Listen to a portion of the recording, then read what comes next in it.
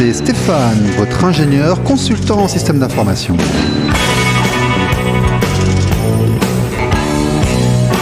Bonjour, c'est RLP Business.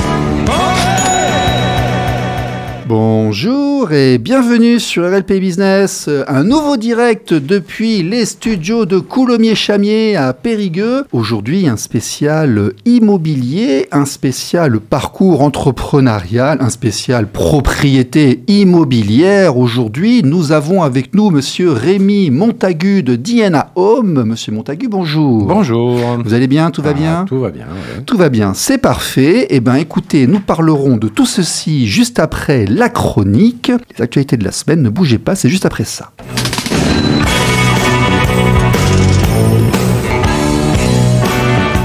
Les actualités.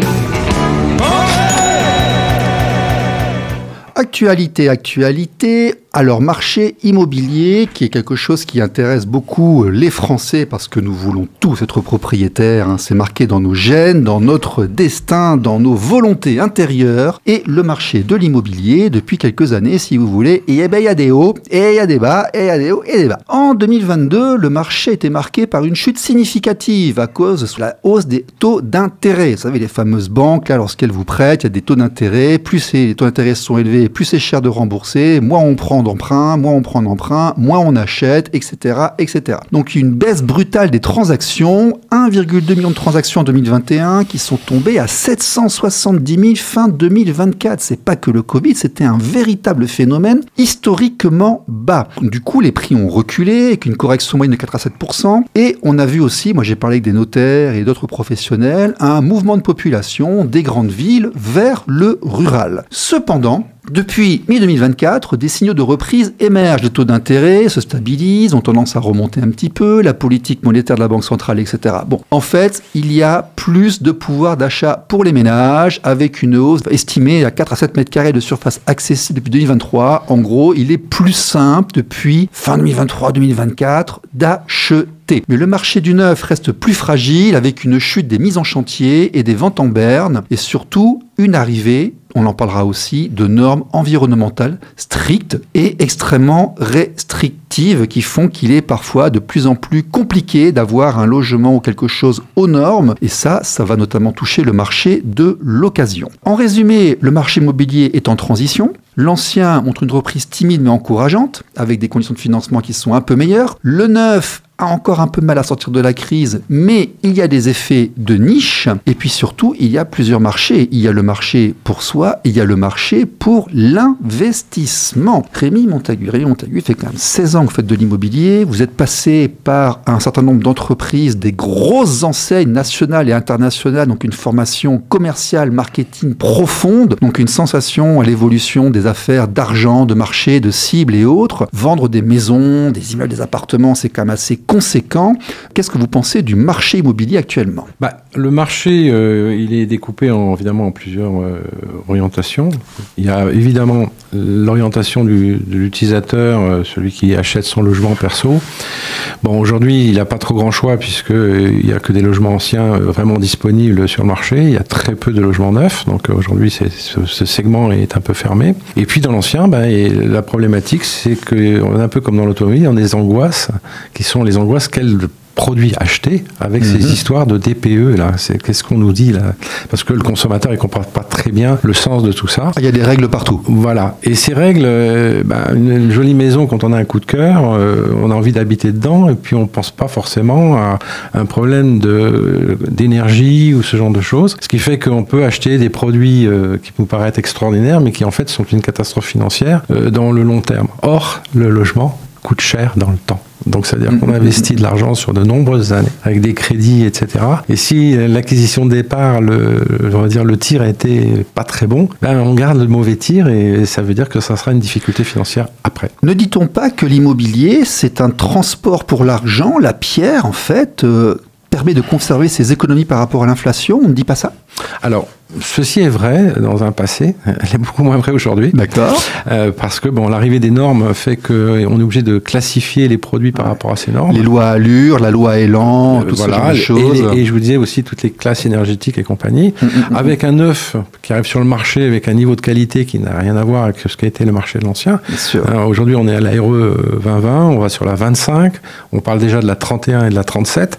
Donc vous imaginez bien qu'on va se retrouver avec des logements neufs, avec des niveaux de qualité qui vont être encore plus importants en termes d'écart par rapport à l'ancien. Alors ces lois, est-ce qu'elles n'empêchent pas un petit peu les gens d'accéder à la propriété ou à la garder? Alors je pense que les lois elles vont un peu vite, hein.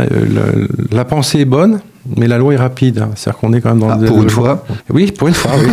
C'est ça. Oui, mais moi, je fais le parallèle un peu avec ce qui s'est passé dans l'automobile. Hein. L'automobile, quand j'étais enfant, puisque je suis pas tout jeune, on roulait dans une époque où, quand on se déplaçait sur la France, on trouvait des poubelles sur la route, des voitures qui étaient cassées. C'était en tellement mauvais état que elles avaient perdu une partie de la voiture, le châssis était explosé. Enfin, on trouvait ça, c'était fréquent. Et puis, bon, est arrivé les normes pour protéger les véhicules, les individus d'abord avec la ceinture, puisque c'était la première norme qui a été obligatoire. Mais aujourd'hui, on avait, au moment où c'est arrivé, une trentaine, une quarantaine. Le contrôle technique a été mis en place après une grande grève des garagistes. C'était aussi pour leur ramener de l'activité plus ou moins contrainte. Hein. Bien sûr, voir les deux. Bien sûr, il y a ces deux aspects. Mais aujourd'hui, on n'en est plus là, puisqu'on a plus de 150 contrôles. Il y a de l'écologie. Il y a oui, on a dépassé les volontés initiales. Quand on regarde maintenant dans une rue, on ne voit plus jamais une voiture, on va dire, abîmée. Oui, bien sûr. Mais bientôt, il n'y aura plus de voiture du tout, d'ailleurs. Mais bon, c'est pas grave. OK, on en parle tout de suite. C'est l'invité de la semaine. C'est Rémi Montagu, DNA Home. Ne bougez pas, c'est juste après ça.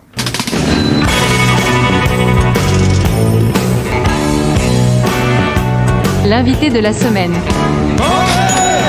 Alors, Rémi Montagu, DNA Home, agent immobilier, mais un petit parcours par Philips, NASA Électronique, Bersol, Reckitt Benckiser, Schweppes, Tout Prête, oui, le groupe Samson, Home Gallery à Périgueux depuis 2006, donc une certaine expérience, c'est-à-dire que monsieur, en fait, a été salarié dans des grosses entreprises pour se faire une expérience durant plus de 20 ans, quasiment 25 ans, et maintenant, cela fait 18 ans qu'il est à son compte. Est-ce que j'ai bien résumé ce parcours? Oui, tout à fait, c'est tout à fait ce qui s'est passé. Une période de vie de construction auprès de ces multinationales, qui sont très riches, qui permettent de comprendre à la fois le commerce, comme vous l'avez dit, mais surtout j'ai eu la chance d'avoir été dans deux activités importantes qui étaient liées aux consommateurs, notamment chez Reckitt Coleman et chez Schweppes. Et dans ces sociétés, il y a une vraie organisation pour comprendre l'utilisateur. C'est-à-dire qu'il y a des moyens importants, on prend du temps, on utilise des cabinets. Ah oui, trouver sa cible, c'est un métier. C'est un vrai métier. C'est un vrai métier. Trouver sa cible et faire le produit qui correspond à la cible et l'amener à la clientèle, c'est vraiment quelque chose qu'on apprend à faire. Ce sont des sociétés expertes parce qu'en fait, elles vont investir effectivement beaucoup d'argent dans les études, mais au moment où ils lancent le produit, on a un résultat qui est extraordinaire. C'est-à-dire que les lancements de produits sont très rapides, sont très qualitatifs, qui correspondent vraiment à l'attente consommateur, et une attente consommateur qui continue. C'est-à-dire que le produit est lancé, mais on continue à faire des études, voir comment ils réagissent aux produits, comment il faut le faire évoluer, etc. Donc, ce sont des très pros dans ce domaine. Ouais, donc ça, c'est une partie... Il n'y a plus aucun amateurisme quand on lance un produit. Ça coûte trop cher. Ça coûte trop cher, il faut le faire comme il faut. C'est des multinationales qui sont gérées par des bourses. Hein. De toute façon, les propriétaires, c'est des caisses de retraite anglaises, ce genre de choses, pour ces groupes que j'étais. Mais c'est aussi une autre expérience qui est différente, c'est de rentrer dans les produits techniques. Ça a été le cas chez Samson, ça a été chez Tout Prêt. Donc, des produits qui sont liés à l'activité, non pas forcément que du bâtiment, mais en tout cas de l'équipement du bâtiment. Et là où la technicité est très, très, très, très importante et à un niveau assez extraordinaire, puisque pour donner le métier de Samson et Vélo, ce sont des pompes de relevage, de la surpression, etc. Mais c'est aussi des responsabilités extrêmement importantes. Ce groupe a la responsabilité de noyer toutes les centrales nucléaires s'il y avait un problème en Europe. Oui. Parce qu'ils ont un process qualité qui est tel qu'ils ont cette responsabilité. C'est-à-dire qu'aujourd'hui, dans toutes les centrales qui ont été construites, c'est ces pompes de sécurité qui ont été mises en place parce qu'il y a un niveau d'expertise, une vraie expertise. Alors ça, c'est un exemple, mais c'est aussi la même société va faire les aéroports en sécurité incendie, c'est un truc beaucoup plus rigolo, le Taj Mahal aux Indes, ou la Tour Eiffel, parce que la Tour Eiffel est alimentée en eau par ce système. Et d'ailleurs, elle rouille un peu, là. Ah oui, il peut y avoir des fuites. Il peut y avoir des fuites. Non, pas trop. Mais aussi des pompes qui sont assez sympas, parce qu'on a déjà eu l'expérience de refaire les eaux du château de Chantilly. Et là, on est dans quelque chose qui est très complexe, puisqu'on est obligé de prendre quelque chose de très moderne, qui est donc des activités avec des computers pour la gestion de pression et débit. Mais aussi, on est sur des matériaux très anciens, donc il faut faire attention, pas tout casser, c'est pas l'objectif, et on peut pas prendre un tractopelle et déplacer le château pour poser les nouvelles installations. D'accord. Donc une carrière avec des environnements très pointus, relativement performants, au 0,01% près, de la pression, un besoin d'efficacité, et puis tout d'un coup, vous allez vous mettre à votre compte, vous allez faire de l'immobilier, et si j'ai bien compris, d'ailleurs, au fur et à mesure du temps, c'est pas de l'immobilier classique, d'achat, vente, etc. Vous avez un produit que vous mettez en place. Alors en fait, l'histoire est simple. Quand je suis arrivé en Dordogne, j'étais attiré par pas grand-chose en niveau activité. Je ne savais pas ce que je ferais. Ça été arrivé en disant je change de vie. Ah, il y avait une femme peut-être ? Non, même pas. Même pas. Non, même pas. C'était vraiment le choix déterminé de changer de vie. Et je me dis bon ben voilà. Le rural, la tranquillité. Ouais, pas forcément le rural, en tout cas la tranquillité. Ouais, voilà. La tranquillité, la gastronomie. Ouais, c'est ça. Puis une Dordogne qui est superbe. Quoi. Dordogne en automne, c'est quelque chose. Voilà. Même en été. Oui, c'est vrai. Bon bref, donc par rapport à ça, le changement de vie. Et puis, je me lance effectivement dans l'immobilier. Je rentre en formation via un groupe qui s'appelait Guy Hockey à l'époque, donc il me donne le pied à l'étrier, mais bon, au bout d'un an et demi, je ne m'apporte pas grand-chose en fait, donc je les quitte et je deviens totalement indépendant après avoir eu cette formation technique sur l'immobilier. Et je m'oriente essentiellement sur les immeubles, plutôt des maisons de luxe, on va dire, au départ. Je faisais toute la Dordogne pour pouvoir vendre mes propriétés.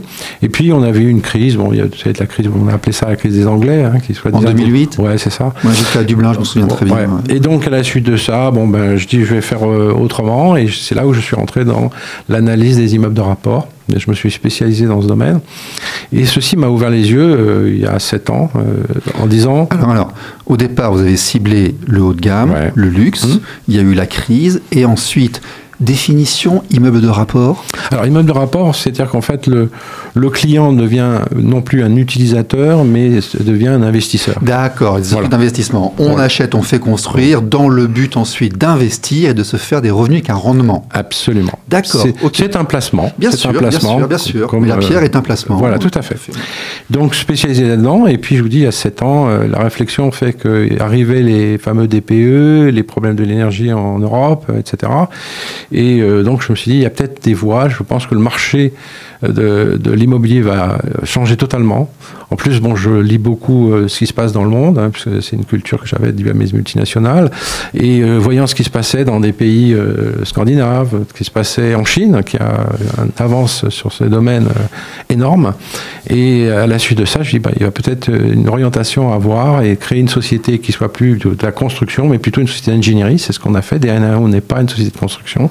C'est une société d'ingénierie qui a une vraie fonction de travailler sur les ensembles des organisations liées à des investisseurs, puisqu'on est dans ce marché, mais en travaillant sur les segmentations consommateurs. C'est-à-dire qu'on a une segmentation orientée vers des utilisateurs étudiants, on a des jeunes actifs, et on a aussi, bien sûr, une population qui est majeure, qui sont les personnes qui ont une tranche d'âge qu'on a définie entre 60 et 75 ans, qui sont encore des gens, on va dire, en bonne santé, mais qui ont besoin d'avoir un changement de localisation de vie, parce que leur vie, c'est pas forcément une vie à deux, c'est souvent une vie seule.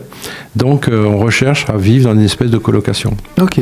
Donc, on se met à son compte, se passe une grosse dizaine d'années pour apprendre ce que c'est qu'être entrepreneur, l'administratif, les papiers, la réalité du terrain, parce que c'est partie de l'apprentissage, plusieurs expériences, plusieurs cibles, et là, l'expérience ancienne revient et apparaît la création du produit et du concept. Alors, le produit DNA Home, qu'est-ce que c'est ?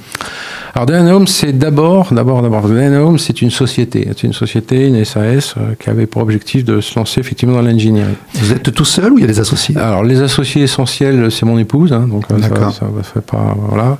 Et ce qui permet d'être deux et de faire une SAS, de bénéficier du statut de la SAS et d'être en responsabilité limitée, d'accord. Ouais. Ensuite, le projet au-delà de la société, il y avait une clé majeure qui est quel axe prendre, comment s'orienter et pourquoi. Eh bien, donc on a créé une marque qu'on a appelée Philae. D'accord. Et dans Philae, il y a 4 orientations majeures qui sont en fait l'orientation de la société. Si je ne peux pas remplir les 4 fondamentaux, je ne pourrai pas lancer le produit. Il faut absolument qu'on ait les fondamentaux. Donc les fondamentaux, c'est bien sûr le confort.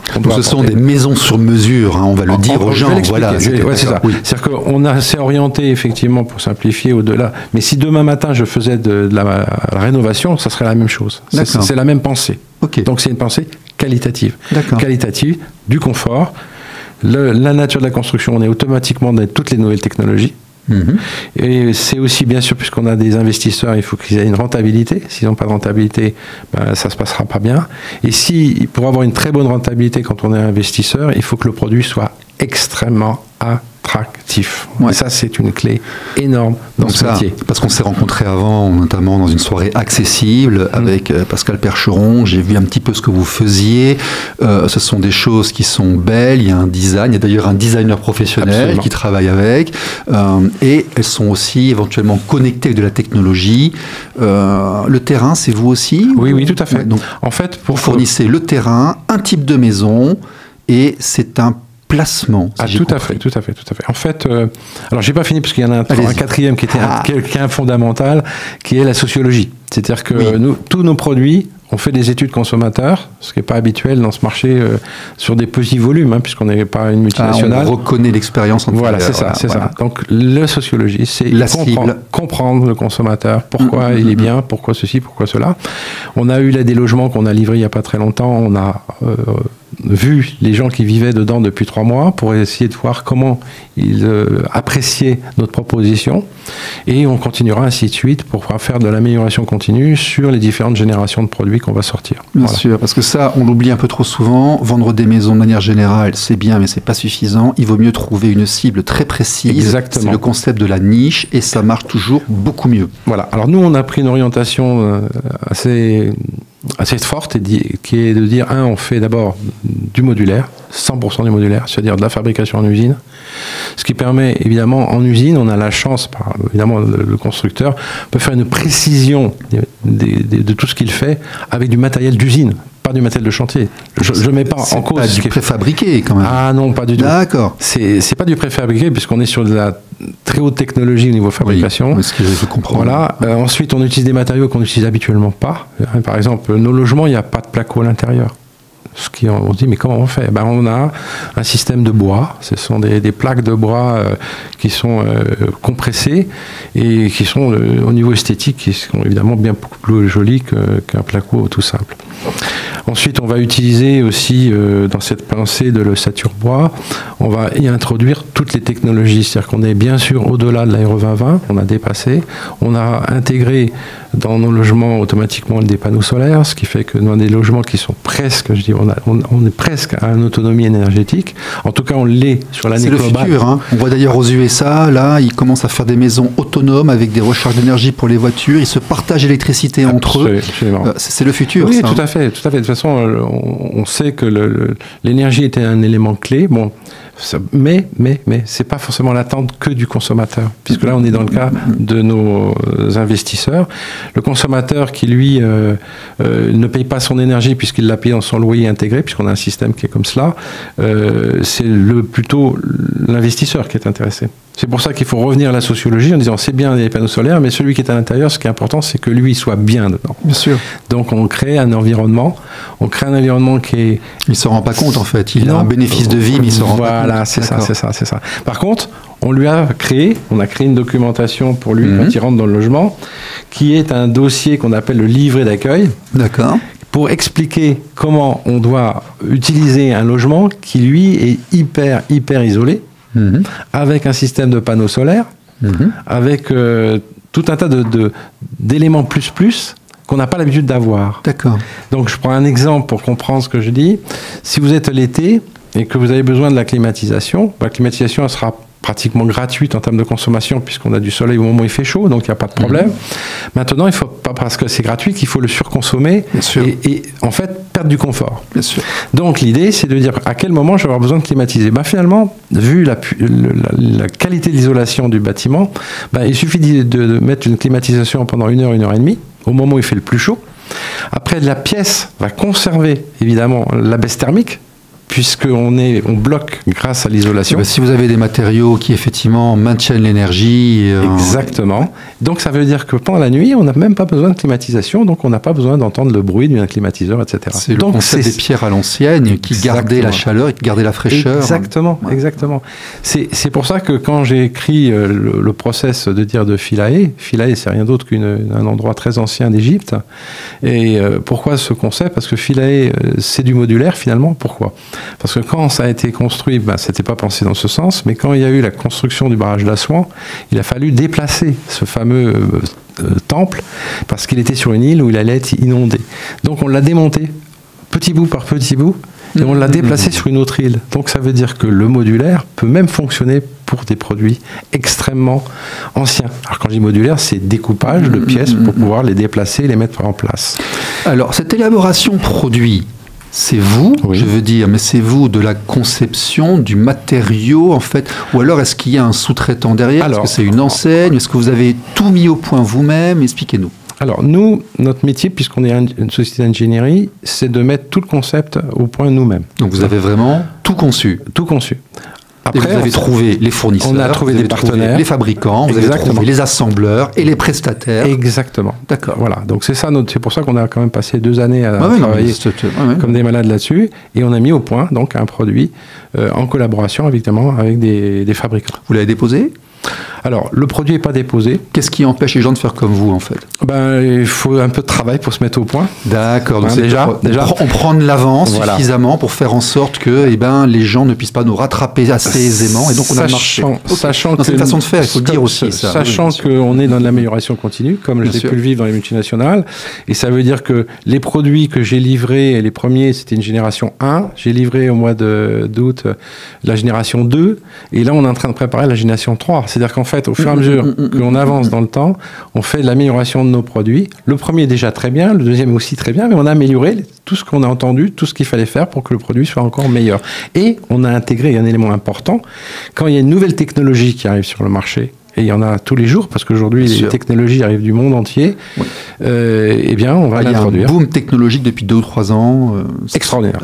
C'est les effets secondaires de la guerre, d'ailleurs, très souvent. Par contre, il faut tenir compte d'un élément aussi très important. On ne peut pas non plus acheter les produits trop loin, puisqu'il y a une notion de trace carbone. Donc, ça veut dire que c'est intelligent. Parce que ça veut dire que ça nous oblige. On a vu la mondialisation, et c'est limite en 2020, durant la crise du Covid. Il n'y a plus rien qui fonctionnait, donc il faut produire à proximité. Exactement. C'est ça qui est très intéressant, c'est qu'il y a les deux. C'est-à-dire qu'il faut à la fois chercher l'amélioration continue à l'extérieur, mais aussi essayer de trouver dans un local, c'est-à-dire pas trop loin, pour pas que la trace carbone du transport du matériau coûte trop cher. Vous faites bosser du local, pas trop de plastique, si possible de l'environnement. Exactement. D'accord. Et il faut amorcer la pompe quand c'est comme ça. Il faut un petit peu de budget quand même pour lancer un projet tel que celui-là. Alors, donc nous, on a lancé la société avec une technique assez originale aussi, comme le reste. C'est que nous n'avons pas appuyé notre lancement par des banques, mais nous sommes lancés par le lancement d'obligations. C'est-à-dire qu'en fait, nos partenaires financiers sont des privés. D'accord. Qui nous ont aidés. Vous avez émis des parts de la SAS? Non, c'est pas des parts. On émet des obligations. D'accord. Carrément. Et donc, ça veut dire qu'ils vont passer chez nous et on leur vous leur promettez un rendement fixe annuel. Ils ont un rendement qui est excellent, qui est bien sûr supérieur à ce que donne le marché, parce qu'il fallait qu'on trouve des partenaires qui croient en nous. Maintenant, ça fait 2 ans, un peu plus de 2 ans, et on a des gens qui renouvellent, parce que ça se passe bien, qui croient en nous, qui nous connaissent. On leur donne les informations des différentes réalisations. Et vous avez fait une levée de fonds en garantissant un rendement annuel, et vous avez créé un produit financier qui éventuellement peut vivre sa vie, être commercialisé, revendu et autres. Absolument. D'accord. Voilà. Ok. Oui, donc c'est un peu original aussi par rapport à très anglo-saxon, ça, par contre. Oui, c'est très anglo-saxon. Mais c'est bien, ça.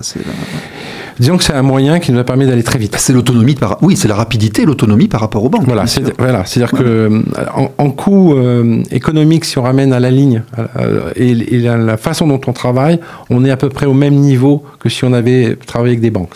Ça revient même. Par contre, la différence, c'est que j'ai une liberté d'action que je n'aurais pas avec une banque. Vous avez plus de flexibilité et vous n'avez pas quelqu'un qui éventuellement peut vous dire ce que vous avez à faire. Voilà. Alors, en tout cas, pour la partie développement des produits. Maintenant, on n'est pas complètement idiot. À un moment ou un autre, et le plus vite possible arrivera, on aura aussi un partenaire bancaire, bien sûr, pour faire des investissements de notre nature, puisque la société doit pouvoir investir sur son futur, sur des outils. Investissement, on va le dire, DNA Home, c'est un produit financier, c'est pour faire de l'argent, et les clients qui viennent chez vous, ils viennent pour acheter un logement pour eux, ils viennent pour investir et faire du pognon. 100%. Alors, 100% des gens viennent investir, en fait, c'est ça. Hein. 100%, on a des clients, on a des clients qui sont régionaux, on a un client, par exemple, qui est à Bruxelles, donc il n'est pas du tout régional. C'est le moins qu'on puisse dire. On en a d'autres là qui arrivent, qui viennent de l'île de l'Oléron. On en a d'autres qui vont venir de la Champagne. Donc vous fabriquez des logements qui sont amenés à remplir le marché locatif. Complètement. Ok. Mais avec une proposition où un locataire aujourd'hui, il va avoir un appartement qui est totalement équipé. On est au niveau de finition de ce qu'on pourrait trouver dans les grands hôtels. J'ai pas honte de le dire. On va dans une chambre d'Hilton ou un Sheraton, on a les mêmes qualités. C'est pareil. On a l'intérieur, on a l'équipement de la cuisine, de la salle de bain, on a les couverts, on a tout. C'est climatisé. Il y a une très grande télévision. Vous avez tous les logements sont individuels. C'est meublé en plus. Tout est meublé. D'accord. Tout est meublé. On a intégré pour les petits studios, plutôt que de mettre des clic-clacs comme c'est le cas, on a inventé l'alcôve. On a remis en place une alcôve, mais modernisée évidemment, avec notre époque, avec toute l'électronique qu'il faut pour brancher un téléphone. J'ai assisté à une démonstration sur tablette, c'était joli, c'était très beau. Moi je dis aux gens qu'il faut aller voir le site dna-home.fr parce que visuellement ça se regarde aussi, et le concept financier est expliqué. Absolument. Tout est transparent, il n'y a aucun à cacher. L'investisseur aujourd'hui, il y a comme un chiffre qu'il faut donner. Aujourd'hui, le ticket d'entrée est à combien? Alors, ticket d'entrée est à peu près à 270 000 € pour un immeuble complet avec 4 logements, d'accord. 4 studios, d'accord. Et après, la rentabilité net, je dis bien net, on est les seuls à parler comme ça en net, c'est de 6%. Ouais, ce qui est bien au-dessus du livret A et de l'inflation. On espère par rapport à l'inflation, on espère. Mais par rapport au marché du neuf, on est bien au-dessus, puisque le marché du neuf en France, la moyenne est à 3,50. Et puis ça se revend, quelque chose comme ça prend de la valeur. Bien sûr que ça prend de la valeur, en sachant que toutes nos constructions ont été pensées pour être évolutives. C'est-à-dire qu'on a un local technique. On peut rajouter un garage, on peut rajouter... Non, c'est pas ça. C'est pas ça. C'est pas ça. C'est que les logements, il y a un local technique qui permet de faire fonctionner l'ensemble des logements. Ce local technique est plus grand qu'il n'est besoin aujourd'hui pour préparer le futur et pouvoir intégrer des nouvelles technologies quand elles arriveront dans 5-6 ans pour un immeuble. On le permettra à un client de lui dire, on vous propose, la société d'ingénierie vous propose d'améliorer encore votre immeuble, c'est-à-dire faire une mise à jour comme on peut le faire pour un téléphone ou un truc comme ça. C'est les maisons connectées qu'on commence à voir en Asie, avec la porte de garage qui s'ouvre, les caméras, les déclenchements de climatisation, de chauffage. Ça peut être des gadgets, mais ça peut ne pas être des gadgets, ça peut être des choses fondamentales. Il y a des choses très utiles. Un exemple précis. Si demain matin, les difficultés avec l'eau, puisqu'on a des peurs en France qui commencent à arriver, avec des endroits où l'eau n'est plus aussi pure qu'elle n'était, si j'ai besoin de mettre un système de nettoyage de l'eau pour ces logements, en espace de quelques heures, c'est mis en place parce que tout est déjà prévu pour le faire. D'accord. DNA Home, en fait, on fait aussi des projets comme ça, il y a forcément une vision d'avenir. Alors, c'était quelque chose pour vous, pour votre retraite, ou c'est un truc à vendre plus tard ? La société ? Non, c'est une start-up, on l'a fait avec mon épouse, elle a pour objectif de la pérennité, et il y aura probablement des actionnaires qui rentreront dans la société. Mais c'est votre projet, vous restez avec en fait. Oui, tout à fait. Oui, vous ne construisez pas quelque chose que vous allez ensuite, mais vous construisez autour de vous, et vous avez une vision de futur, je suppose. Bien sûr. Quelle est votre vision dans les 5-10 ans, là, en 30 secondes ? En 30 secondes, 30 secondes, il y a plein de projets qui sont déjà dans les tuyaux, ils sont déjà là, et j'en parlerai pas. Un petit scoop pour nous peut-être ? Non, impossible. Bon. En tout cas, Rémi Montagu, on vous trouve, je suppose, assez facilement sur dna-home.fr, sur LinkedIn. Vous avez des réseaux sociaux aussi ? Absolument. On est localisé rue Gambetta, au 3. Et là, vous pourrez trouver l'ensemble de nos D'accord. prestations. Et les lancements, c'est pas 3 semaines par an en période finie, c'est vraiment n'importe quand, on vient vous voir et on discute avec vous. Absolument. Et on on met au point un produit en moins de 6 mois. Très bien. Merci. À la semaine prochaine, tout le monde. Merci, Monsieur Montagu. Merci.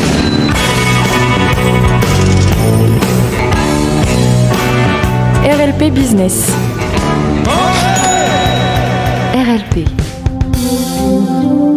Radio libre en Périgord.